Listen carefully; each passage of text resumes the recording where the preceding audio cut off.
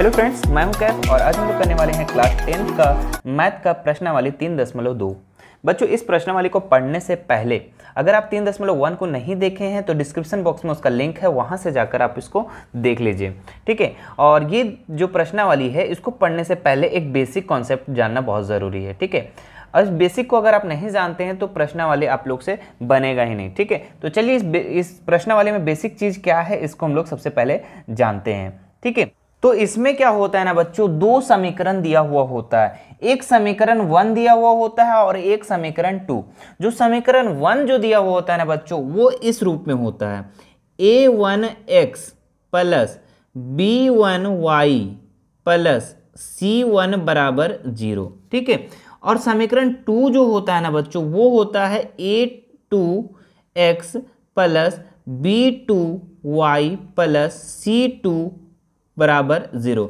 यानी कि जो ऊपर में होता है जितना सब 1 1 1 होता है और नीचे वाले जो समीकरण होता है सब 2 2 2 होता है। ठीक है, ये हो जाता है समीकरण 1 और ये होता है समीकरण 2। अगर हम कोई दो समीकरण को लिख लेते हैं, ठीक है, मान लेते हैं दो समीकरण लिख लेते हैं, जैसे लिख लेते हैं 3x प्लस 2y प्लस 5 बराबर 0। ठीक है, इस तरह से समीकरण 1 हम मान लेते हैं। ठीक है, और एक और समीकरण हम ले लेते हैं यहाँ से, कोई भी समीकरण, जैसे यहाँ पे लिख लेते हैं 2x प्लस 5y प्लस 3 बराबर 0, ये मान लेते हैं दूसरा समीकरण। ठीक है, अगर अब इसमें पूछ दिया कि a1 क्या है, b1 क्या है, c1 क्या है, a2 क्या है, b2 क्या है और c2 क्या है, तो आप इसमें क्या जवाब देंगे? देखिए बच्चों, आप लोग को जो जवाब देना है ना, ऐसे देना है। जैसे यहाँ पे a1 पूछ दिया, क्या पूछ दिया? a1 है ना, a1, तो a1 आपका कितना है, b1 कितना है, ठीक है, और c1 कितना है। ठीक है, इसी तरह से अगर पूछ देता है a2 क्या है, b2 क्या है, c2 है, जैसे कि a1 पूछ रहा है, तो बताइए यहाँ पे a1 के जगह में कितना लिखा हुआ है? 3, तो आपका जवाब जो होगा वो 3 होगा।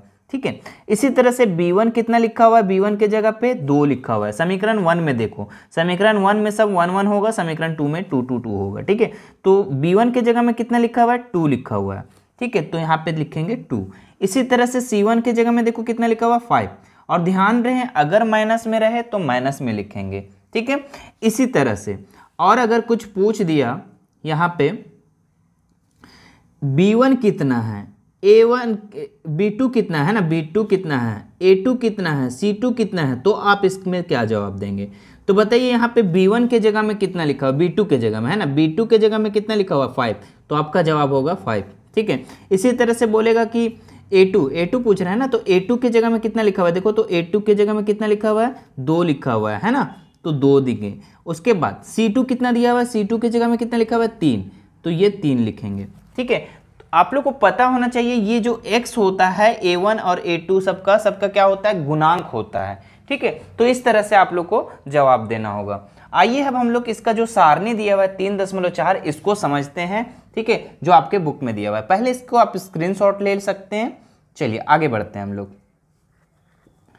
यहाँ पे जो आप लोग का बुक में एक बनाया हुआ है सारणी, इस सारणी को समझना बहुत ज़रूरी है, क्योंकि इसी सारणी से आप लोग को लगभग 3 क्वेश्चन कंप्लीट होने वाला है। ठीक है, तो ये सारणी क्या कहता है इसको समझिए पहले। देखिए हम बताए थे ना कि ये समीकरण दिया हुआ रहता है, 1 और 2, 2 समीकरण दिया हुआ रहता है। तो देखो 2 समीकरण दिया हुआ है ना, हाँ, इसी तरह से 2 समीकरण दिया हुआ है, यहाँ पे भी दूसरा में भी 2 समीकरण दिया हुआ है, तीसरा में 2 समीकरण दिया हुआ है।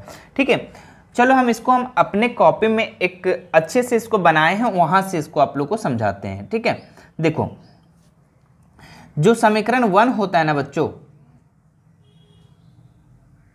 वो इस रूप में होता है। ठीक है, समीकरण 1 जो होता है इस रूप में होता है और समीकरण 2 होता है जो इस रूप में होता है, जो हम पहले बता चुके हैं। ठीक है, अब देखो यहाँ पे जब a1 a2 और b1 b2 नहीं मिले, ठीक है, इज नॉट इक्वल रहे, तो हम लोग क्या करेंगे? जब नॉट इक्वल रहे a1 a2 और b1 b2, ठीक है, जैसे मान लेते हैं a1 a2 रहा 3/4 और b1 b2 रहा b1 रहा 3 और b2 रहा 9, है ना, इस तरह से। तो बताइए कभी मिल रहा है क्या? ये और ये मिल रहा है? नहीं मिल रहा है, तो इज नॉट इक्वल। जब इज नॉट इक्वल रहेगा, जब दोनों बराबर नहीं रहेगा, तो इसमें क्या क्या आंसर जो होगा आप लोग को वो ध्यान से देखिए। ठीक है, जो होगा पहला समीकरण निकाय का केवल एक हल होंगे। यानी कि इस कंडीशन में आप लोग को क्या लिखना है, समीकरण निकाय के एक हल होंगे या फिर अद्वितीय हल होंगे। ठीक है, और क्या होंगे इस कंडीशन में जब रहा तो हम लोग बोलेंगे कि हल क्या होंगे, संगत होंगे। ठीक है, और इस कंडीशन में रहा तो और भी क्या बोल सकते हैं, आलेख एक बिंदु पर प्रतिच्छेद करेगा। यानी कि जो उसका ग्राफ अगर बनाएंगे तो उसका कितना बिंदु पर प्रतिच्छेद करेगा, एक बिंदु पर प्रतिच्छेद करेगा। ठीक है, तो ये तीनों होता है पॉइंट, हम एक जगह करके लिख दिए, जो तीनों प्रश्न में अलग अलग करके पूछा गया है। ठीक है, तो इसको आप लोग स्क्रीनशॉट ले लो। आगे बताते हैं, जब a1 a2 b1 b2 नहीं मिला तब ऐसा लिखेंगे। ठीक है, चलिए, जब a1 a2 और b1 b2 और c1 c2 जब तीनों मिल जाए, जैसे कि अगर यहाँ पे मान लो कि 1/2 a1 a2 आया और b1 b2, यानी b1 भी 1 आया और b2 भी 2 आया, फिर c1 भी कितना आया, 1 आया, और c2 भी कितना आया, 2 आया। ठीक है, इसको आप लोग को काट करके, है ना, काट करके अगर इतना भी आ जाता है, तीनों बराबर जब हो जाता है, तो उसका आंसर क्या क्या होगा, ध्यान दो। यहां पे होगा समीकरण निकाय के अपरिमित रूप से अनेक हल होंगे। क्या लिखेंगे, समीकरण निकाय का अपरिमित रूप से अनेक हल होंगे। और क्या लिखेंगे, हल संगत होंगे। ठीक है, और फिर क्या लिखेंगे, आलेख संपाती होंगे। ठीक है, क्या लिखेंगे, आलेख संपाती होंगे। क्लियर हो रहा है। ठीक है, आपका जो ऊपर में भी था, जब दो फर्स्ट और सेकंड नहीं मिल रहा था, a1 a2 b1 b2 नहीं मिल रहा था तो संगत था। ठीक है, लेकिन इसमें भी संगत होगा, ध्यान दो। ठीक है, तो आलेख संपत्ति हो गया, यानी कि जो इसका आलेख बनेगा वो दोनों एक ही पे बनेगा, एक ऐसा बनेगा तो उस पे भी दोनों पे एक ही बनेगा, है ना। चलो, इसके बाद हम लोग आते हैं थर्ड नंबर। थर्ड नंबर क्या कह रहा है कि a1 a2 b1 b2 मिल जाए लेकिन c1 c2 नहीं मिले। जैसे कि मान लो कि यहाँ पे 1/2 और ये आ जाए 3/4, इस तरह से आ जाए सिचुएशन। तो देखो ये तो मिल रहा है, ये मिल रहा है, लेकिन ये जो है ये नहीं मिल रहा है, इज नॉट इक्वल है। तो इस कंडीशन में हम लोग क्या करेंगे, इसका जो हम लोग आंसर लिखेंगे, समीकरण निकाय का कोई हल नहीं होगा। क्या लिखेंगे, इसका कोई हल नहीं होगा। और क्या होगा, हल असंगत होंगे। देखो, दो ऊपर शर्त जो बताए थे, दो कंडीशन ऊपर जो बताए थे, दोनों में संगत था, लेकिन इसमें असंगत होगा जब लास्ट वाले में नहीं मिलेगा, c1 c2 नहीं मिलेगा। a1 a2 b1 b2 मिले लेकिन c1 c2 नहीं मिले तब। ठीक है, आलेख क्या होंगे, समांतर होंगे। आलेख समांतर यानी कि ऐसे, अगर एक आलेख है तो दूसरा आलेख भी जो होगा, दूसरा जो आएगा रेखा, वो भी ऐसे ही आएगा। ठीक है, तो ये क्लियर हो गया। ठीक है, जब इसमें से आप लोग प्रश्न बनाएंगे तो बहुत अच्छे से ये क्लियर हो जाने वाला है। ये आप एक काम करो ना, स्क्रीनशॉट ले लो, और नहीं तो हम फिर इसको टेलीग्राम पे हम भेज देंगे ये वाला। ठीक है, एक जगह लिखा हुआ है बहुत बेहतर तरीके से। ठीक है, मैं आप लोग को सेंड कर दूंगा टेलीग्राम पे। अगर आप टेलीग्राम पे नहीं है तो डिस्क्रिप्शन बॉक्स में उसका लिंक है, वहां से आप जुड़ सकते हैं। चलिए आते हैं अब हम लोग एक्सरसाइज 3.2 में। आइए बच्चों, अब हम लोग प्रश्नावली 3.2 का क्वेश्चन को सॉल्व करते हैं। देखिए, इसमें पहला प्रश्न क्या दिया हुआ है, लिखा हुआ है निम्न समस्याओं में रैखिक समीकरणों के युग्म बनाइए और उनके ग्राफीय विधि से हल ज्ञात कीजिए। ठीक है, तो यहाँ पे दो क्वेश्चन दिया हुआ है और दोनों क्वेश्चन को हम लोग को क्या करना है, पहले समीकरण बनाना है, उसके बाद ग्राफीय विधि से हल करना है। जिसमें से पहला दिया हुआ है, कक्षा 10 के विद्यार्थियों ने एक गणित की पहेली प्रतियोगिता में भाग लिया। यदि लड़कियों की संख्या लड़कों की संख्या से 4 अधिक हो तो प्रतियोगिता में भाग लिए लड़कों और लड़कियों की संख्या ज्ञात करना है। तो सबसे पहले बच्चों हम लोग क्या करेंगे कि इसका समीकरण को बना लेंगे, उसके बाद हम लोग ग्राफीय विधि से हल करेंगे, जिस तरह से प्रश्नावली 3.1 को सॉल्व किए थे। तो चलिए सबसे पहले समीकरण बनाते हैं हम लोग। यहाँ से सॉल्व कर दे रहे हैं, लिखना है हल। ठीक है, जो कि यहाँ पे पता नहीं है कि लड़कों की संख्या और लड़कियों की संख्या, तो हम लोग क्या करेंगे, माना लड़कियों की संख्या, लड़कियों की संख्या x मान लेंगे। क्या मान लेंगे, x, है ना, लड़कियों की संख्या को मान लेंगे x। उसी तरह से लड़कों की संख्या तथा लड़कों की संख्या, तो लड़कों की संख्या को हम लोग क्या मान लेंगे, y मान लेंगे, है ना। अब क्या करेंगे, प्रश्नानुसार लिखेंगे, प्रश्नानुसार। तो देखिए, प्रश्नानुसार अगर हम लोग देखते हैं तो इस कक्षा में कितने विद्यार्थी है टोटल? 10 विद्यार्थी है ना। अब 10 विद्यार्थी यानी कि कुछ लड़की होगा और कुछ लड़का होगा, तो लड़कियों की संख्या और लड़कों की संख्या को जोड़ देंगे तो 10 हो जाएगा, क्योंकि टोटल तो 10 ही है ना। तो लिखेंगे x + y = 10। ये क्या हो गया हम लोग का? समीकरण 1 हो गया। ठीक है, क्लियर। इसी तरह से समीकरण 2 भी निकाल लेंगे। तो अब सबसे पहले क्या करेंगे ना, हम लोग इस समीकरण के लिए जो सारणी बनाने बोले थे, पहले सारणी बना लेते हैं। चलिए, अब देखिए यहाँ पे क्या करेंगे, x और यहाँ पे y। x का मान कितना रखेंगे कि y का मान कितना आएगा? ठीक है, अगर x का मान हम 5 रख देते हैं, ठीक है, कितना रख दे? 5 रख दे, तो y का मान कितना हो जाएगा बच्चों बताओ? 5 अगर यहाँ रख दिए तो ये साइड जब चला जाएगा तो किस में हो जाएगा? माइनस में 5। अब 10 में से 5 घटाएंगे तो कितना बचेगा? 5 बचेगा। ठीक है, चलो इसी तरह से देख लो एक बार, हम यहाँ कर दे रहे हैं x + y = 10 है ना। तो x का मान अगर 5 रखते हैं तो y का मान कितना आएगा? यही ना है। तो y का मान कितना हो जाएगा? 10 - 5। 10 - 5 जब करेंगे तो कितना हो जाएगा? 5 बचेगा। तो y का मान 5। इसी तरह से x का मान अगर हम 6 रखते हैं तो y का मान कितना आता है? अगर यहाँ 6 रख देते हैं, ठीक है, तो y का मान कितना आ जाएगा? 6 इधर चल जाएगा माइनस में, तो y का मान कितना हो जाएगा? 4 हो जाएगा। ठीक है, ये समीकरण 1 के लिए हम लोग का क्लियर हो गया। इसी तरह से समीकरण 2 के लिए अब हम लोग बनाएंगे।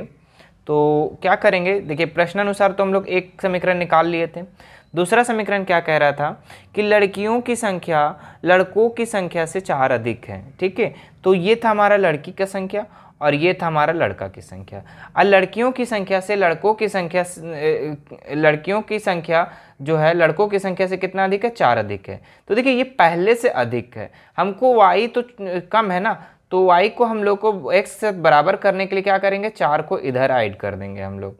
ठीक है, अब हो जाएगा यहाँ पे x, ये y इधर आ जाएगा और बराबर कितना हो जाएगा? 4 हो जाएगा, यानी x - y = 4, समीकरण 2। ठीक है, तो ये समीकरण 1 निकल गया था, समीकरण 2 इस तरह से निकल गया। अब हम लोग क्या करेंगे? सारणी को बना लेंगे। जब सारणी को बनाएंगे तो यहाँ पे हम लोग क्या करते हैं, इसमें 6 खंड में बांटते हैं, जिसमें से ऊपर लिखते हैं x और यहाँ पे y। x का मान कितना रखेंगे कि y का मान कितना आएगा? तो बताइए जल्दी से, इसमें x का मान कितना रखेंगे कि y का मान कितना आएगा? अगर हम x का मान 4 रखते हैं, ठीक है, x का मान अगर 4 रखते हैं तो ये इधर जाके किस में हो जाएगा? माइनस में हो जाएगा। तो y का मान कितना हो जाएगा? 0 हो जाएगा। इसी तरह से x का मान अगर हम 5 रखते हैं, x का मान 5 रखते हैं, तो y का मान कितना हो जाएगा? ये इधर चला जाएगा जब माइनस में, तो -1 बचेगा और यहाँ माइनस माइनस कट जाएगा, तो y का मान 1 हो जाएगा। आप शायद में सॉल्व कर सकते हैं। ठीक है, तो ये निकल गया हम लोग का समीकरण। अब क्या करना है, इसको हम लोग को ग्राफ में बनाना है। तो ग्राफ में कैसे बनाएंगे बच्चों? देखिए हम लोग क्या करेंगे, देखिए यहाँ पे जितना भी है सारा पॉजिटिव है, तो नेगेटिव वाला को थोड़ा सा हम दबा के रखेंगे। ठीक है, यानी कि नेगेटिव वाला हम लोग नहीं खींचेंगे ज़्यादा दूर तक। ये रहा। ठीक है, इसी तरह से इधर भी हम खींच लेंगे।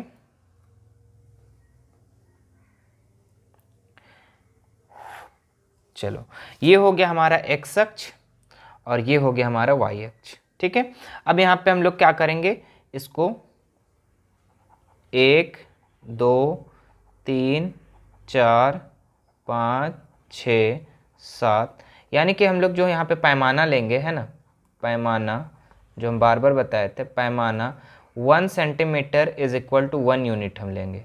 ठीक है, एक ही यूनिट हम ले रहे हैं। देखो 1 2 3 4 5, है ना। इधर भी करेंगे 1 2 3 4 5 6 7, इस तरह से जाएगा। इधर -1 -2 -3, है ना, इस तरह से चला जाएगा। फिर -1 -2 -3, है ना। इधर क्या होता है? y' होता है, इधर क्या होता है? x होता है।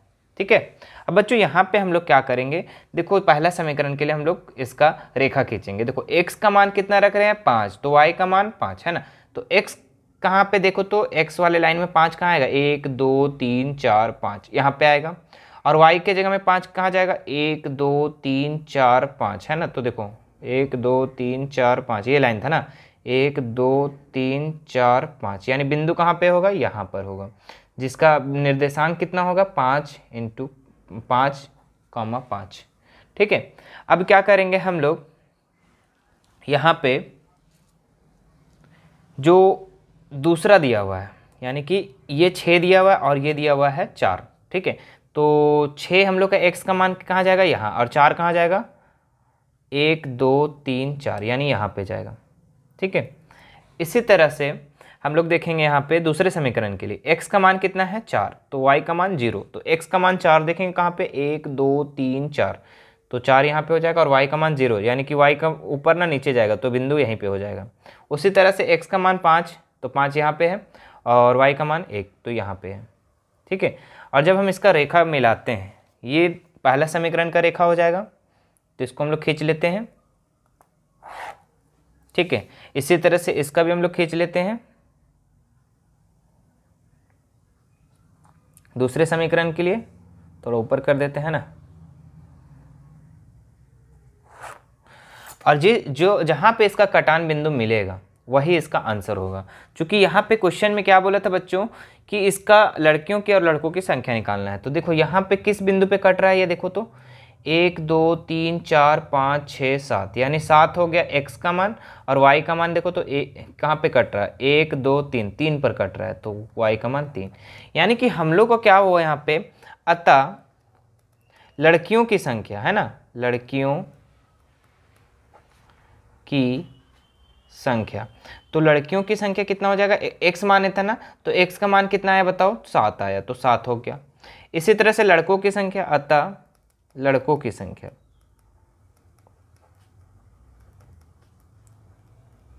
लड़कों की संख्या कितना हो जाएगा, y बराबर, y का मान कितना आया था, 3 आया था। तो ये हो गया इसका बच्चों आंसर। चलिए बच्चों, फर्स्ट का दूसरा नंबर प्रश्न क्या दिया हुआ है, देखिए 5 पेंसिल तथा 7 कलमों का मूल्य 50 रुपये है, जबकि 7 पेंसिल और 5 कलमों का कुल मूल्य 40 है।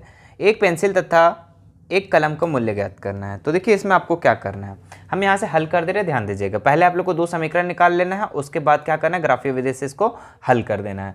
तो यहाँ से हल कर रहे हैं हम, क्या लिखा हुआ है पहला में कि पेंसिल का मूल्य जो हम लोग है ना मान लेते हैं x, ठीक है। पेंसिल की संख्या तो दी है लेकिन मूल्य ज्ञात करना, तो जो चीज़ निकालना हो तो उसी को हम लोग x और y मानते हैं। तो लिखेंगे माना एक पेंसिल का मूल्य है ना, पेंसिल का मूल्य, पेंसिल का मूल्य, एक पेंसिल का मूल्य को हम लोग कितना मान ले, x मान लेते हैं, तथा एक कलम का मूल्य, एक कलम का मूल्य, एक कलम के मूल्य को हम लोग y मान लेते हैं, ठीक है। अब क्या करेंगे, प्रश्नानुसार लिखेंगे, प्रश्नानुसार। तो प्रश्नानुसार अगर हम लोग देखें तो एक साइड देखिए जो लिखा हुआ 7 पेंसिल और 5 कलम को जब 5 पेंसिल और 7 कलम को खरीद रहे थे तो 50 रुपये लग रहा था, है ना। देखिए क्वेश्चन में लिखा हुआ है, तो 5 पेंसिल यानी कि 5 पेंसिल, पेंसिल का मूल्य को हम लोग, एक पेंसिल का मूल्य x रुपया, तो 5 पेंसिल का मूल्य 5x, तथा और क्या खरीद रहा है, ये कलम भी खरीद रहा है। तो कितना कलम खरीद रहा है, 7 कलम, ठीक है। एक कलम का मूल्य कितना है, y रुपया, तो 7 कलम का 7y, और टोटल जो खर्चा इसका लग रहा था कितना लग रहा था, 50 रुपये पड़ रहा था। कितना रुपये पड़ रहा था, 50 रुपये। समझ में आ रहा है। देखिए एक कलम का मूल्य और एक पेंसिल का मूल्य हम लोग मान लिए। अब यहाँ पे दिया 5 जब वो खरीद रहा था 5 पेंसिल और 7 कलम, तो सब मिला के कितना रुपये खर्चा पड़ रहा था, 50 रुपये, है ना। तो हम लोग का ये समीकरण फर्स्ट बन गया। इसी तरह से इसका दूसरा समीकरण को हम लोग बना लेते हैं, ये साइड हम लोग करते हैं इसका दूसरा समीकरण, ठीक है। तो दूसरा बार जब है वो क्या किया कि 7 पेंसिल लिया, ठीक है, 7 पेंसिल और एक पेंसिल का मूल्य x, तो 7x हो जाएगा, तथा कलम कितना खरीदा, देखो तो 5 कलम खरीदा, तो 5y बराबर कितना रुपये खर्च पड़ गया था, 46 रुपये। तो ये समीकरण 2 हो गया, ये समीकरण 1 और ये समीकरण 2, ठीक है। दोनों समीकरण निकल गया। अब जब समीकरण निकल जाता है तो हम लोग क्या करते हैं, इसकी सारणी बनाते हैं। तो सारणी यहाँ पे बनाते हैं हम लोग, 6 खंड बना देते हैं। तो एक होता है x, एक y।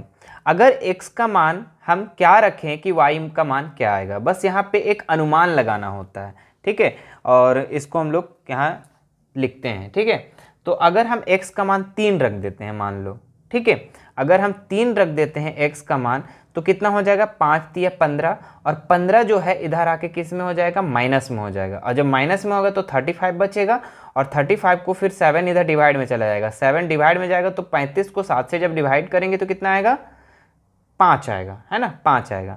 हम एक बार कर दे रहे हैं एक ठो, ठीक है, उसके बाद फिर आप लोग रफ में करना, वीडियो को पॉज करके आप लोग कर सकते हैं। देखो एक बार हम कर दे रहे इसको, 5 हम कितना बोले, x का मान अगर हम 3 रखते हैं तो 5 गुना 3 हो जाएगा, चूंकि इंटू होता है बीच में, प्लस 7y बराबर 50, है ना, तो 5 तिया 15 हो जाएगा, प्लस 7y बराबर 50।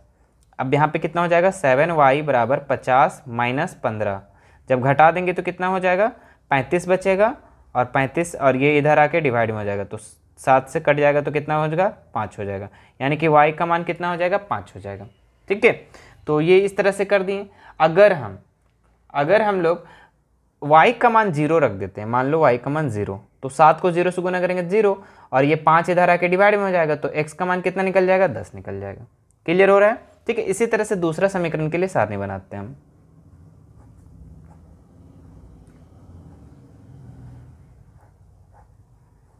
चलो, यहाँ x यहाँ y, x का मान कितना रखेंगे कि y का मान कितना आएगा।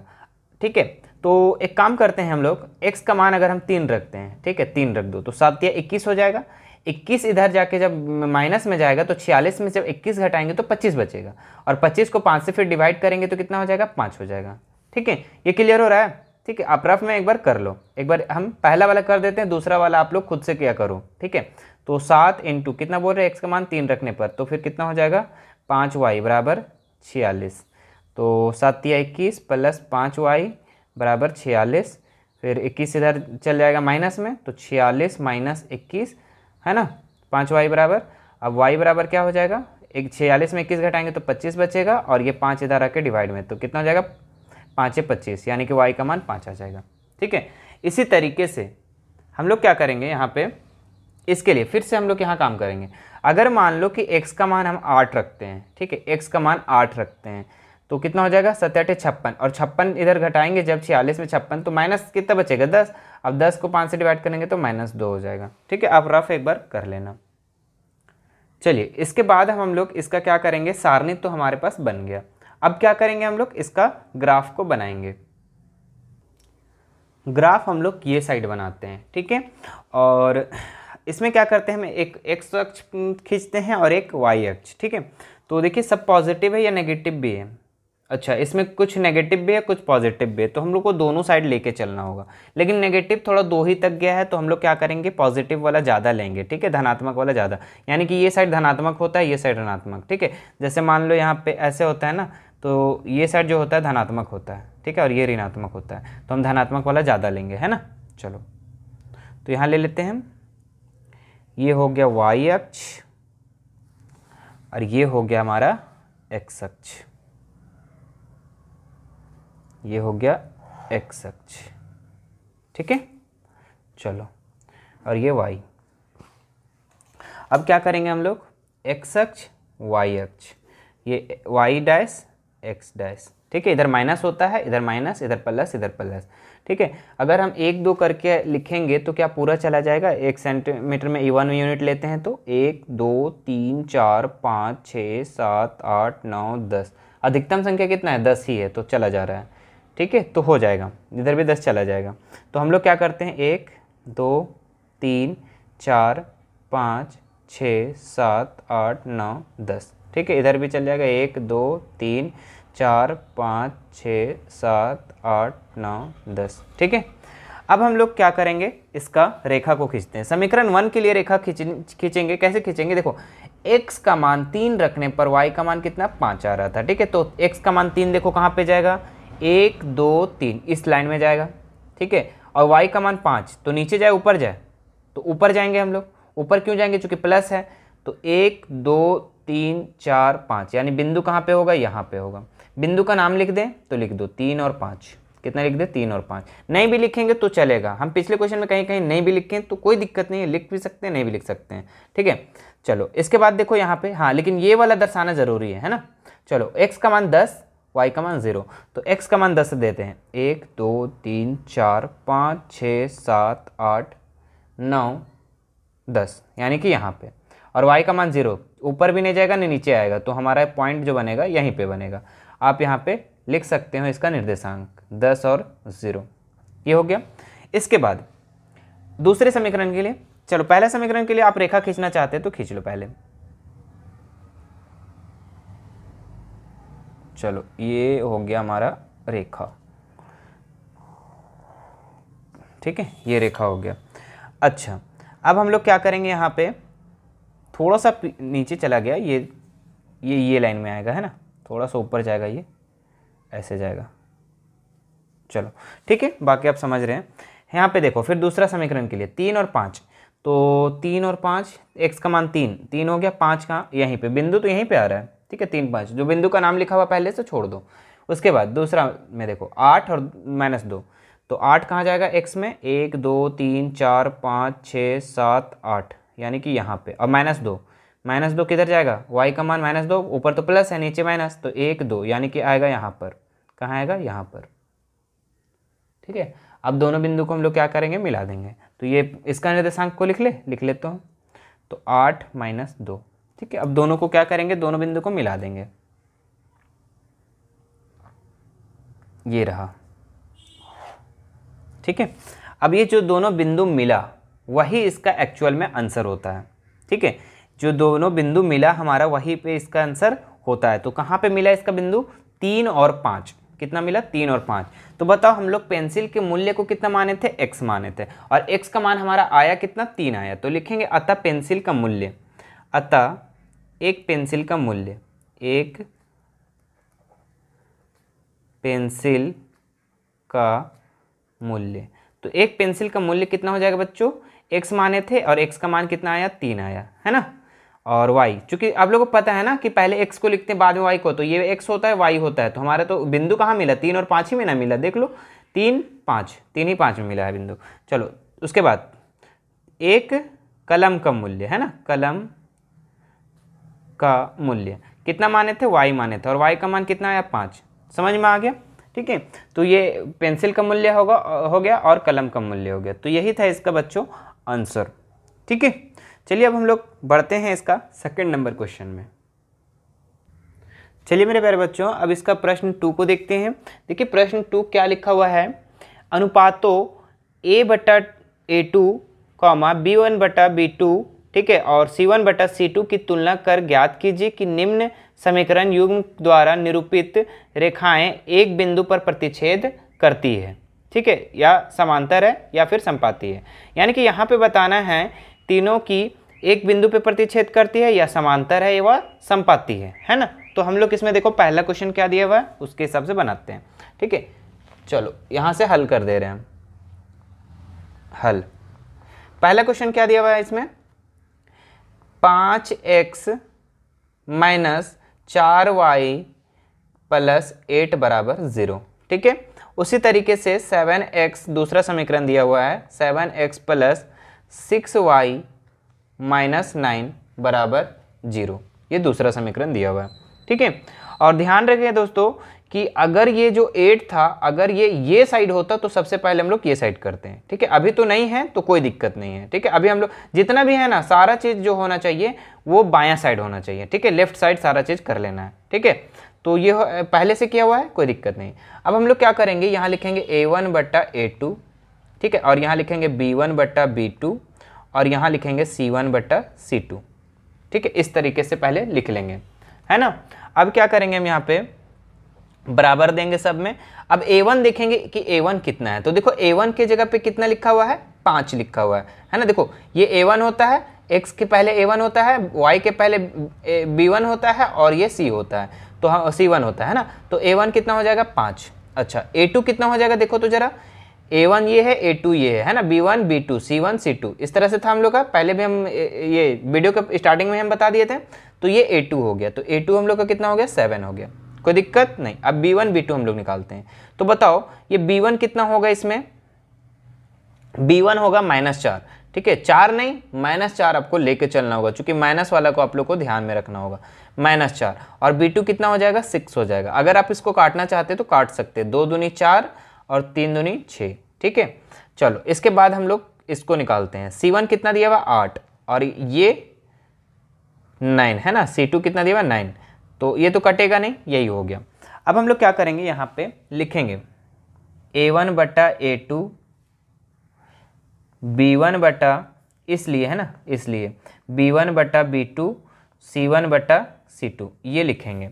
उसके बाद क्या करेंगे कि देखो इसमें से कौन नहीं मिल रहा था, ठीक है, तो A1 A2 मिल रहा था क्या, बताओ A1 A2, अच्छा इसको हम लोग पहले लिख लेते हैं 5 बटा 7, ठीक है, बराबर दूसरा का मान कितना आया था -2 बटा 3 और तीसरा का मान आया था -8 बटा -9, ठीक है। अब क्या देखिए, तो ये पहला A1 A2 B1 B2 मिल रहा है क्या, नहीं मिल रहा है, तो ये इज़ नॉट इक्वल हो जाएगा।